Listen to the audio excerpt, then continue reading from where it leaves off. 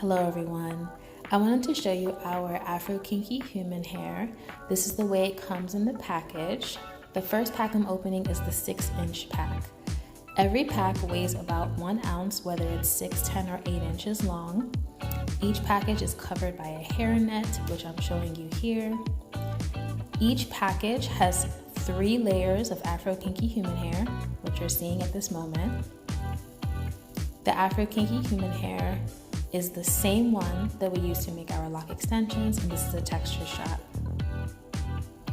When you stretch the hair, you can do different lengths. We offer from 4 to 20 inches long in our lock extensions, but if needed, this hair can also be used to do repairs. If you need like a spot treatment for a soft spot, you can also use this to extend braids and twists for natural hairstyles.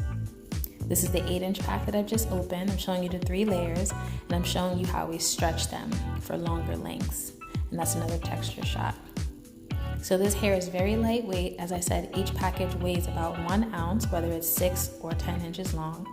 The hair is Afro kinky, and this particular color is the 1B off black, which is a natural black or virgin color hair.